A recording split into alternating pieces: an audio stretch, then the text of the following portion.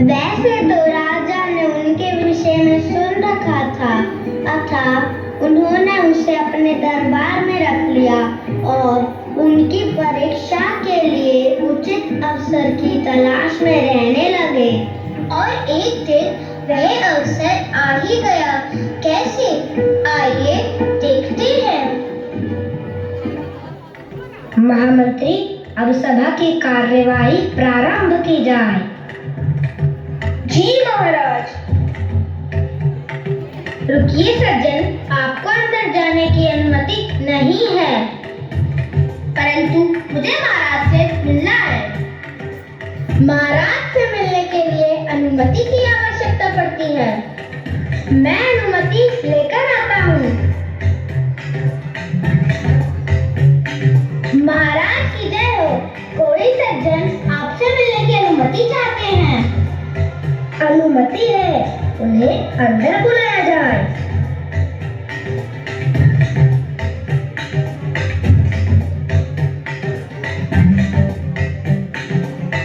महाराज की जय हो। महाराज की जय हो।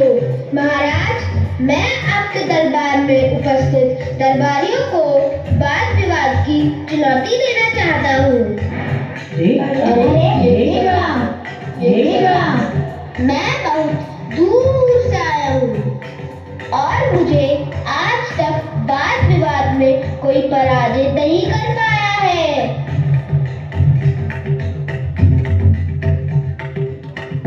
अच्छा, ऐसी बात है। इस दरबार में उपस्थित मेरे मंत्रियों में कौन इन सज्जन की चुनौती को स्वीकार करना चाहता है? तेनालीराम। जी महाराज, यह चुनौती अब तुम स्वीकार करो और अपने आप को चतुर दरबारी सिद्ध करो। जी महाराज, मैं तो आपकी आज्ञा की ही प्रतीक्षा कर रहा था। महाराज, मैं इस महानुभव की चुनौती स्वीकार करता हूँ। मैं कल स्वयं को इनसे श्रेष्ठ सिद्ध कर दूंगा।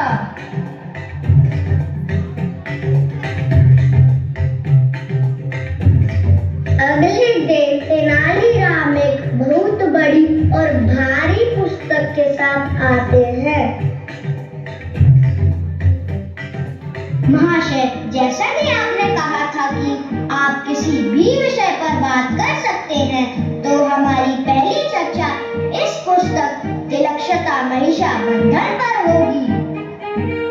अरे हाँ, यह तो बहुत अच्छी पुस्तक है, पर मेरा मन आज कुछ अशांत प्रतीत हो रहा है।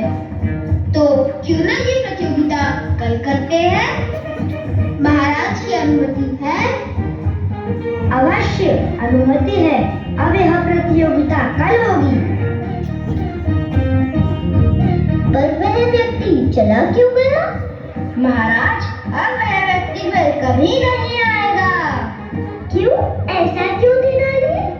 महारानी, क्योंकि ऐसी कोई पुस्तक है ही नहीं। अच्छा, वो कैसे? हमें भी बताओ। चलो चलो सुनते हैं तेनाली क्या बोल रहा है। महाराज, मैंने इस पुस्तक को पढ़ा। तिलक्षता महिषाबंधन। तिलक्षता का अर्थ है शीशम की सूखी लकड़ियाँ और महिषाबंधन वह रस्सी है जिससे भैंसों को बांधा जाता है।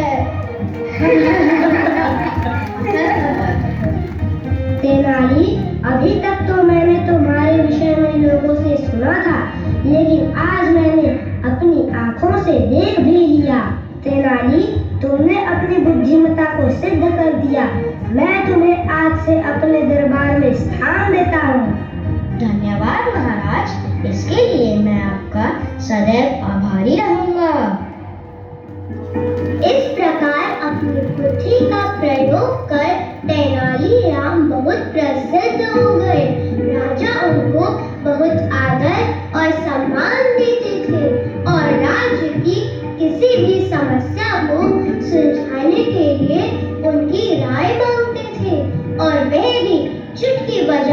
इसका समाधान भी करते थे। आइए ऐसी ही एक और घटना को देखते हैं।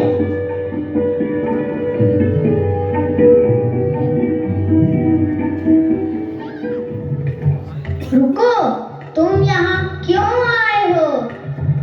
मुझे महाराज से अपनी एक समस्या के बारे में न्याय चाहिए। मैं महाराज की आज्ञा लेकर आता हूँ। महाराज की जय हो। महाराज, एक फरियादी अपनी समस्या लेकर आपके सामने आना चाहता है। ठीक है, उसे मेरे सामने कर आओ। कहो, क्या समस्या है? महाराज, इस आदमी ने व्यापारी का सोने का हार चुरा लिया है। अच्छा? जी महाराज, मैंने एक हार अपनी दुकान में रखा था और अगली सुबह वह गायब था।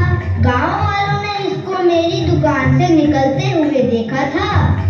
मैं निर्दोष हूँ महाराज, मैंने कुछ नहीं चुराया है।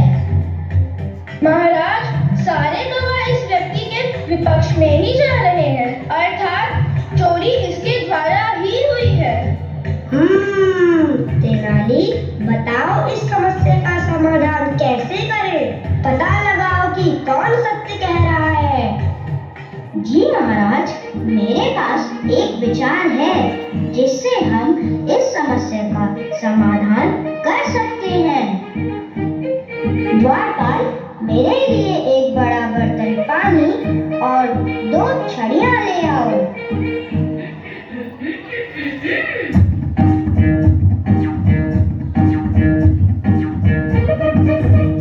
महाराज, ये छड़ियां जादुई है।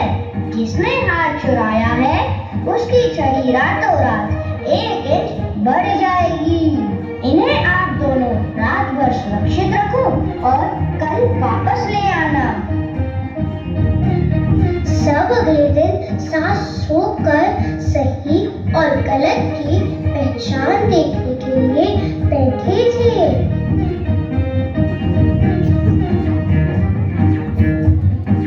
दोनों व्यक्तियों को महाराज के समक्ष प्रस्तुत किया जाए।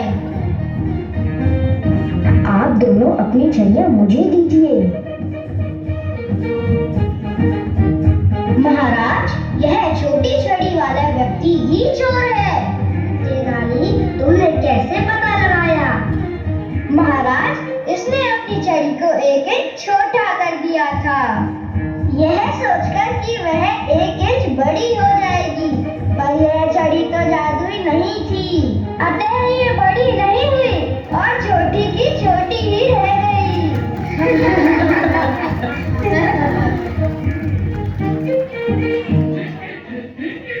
महाराज, मुझे माफ कर दीजिए, मुझसे गलती हो गई।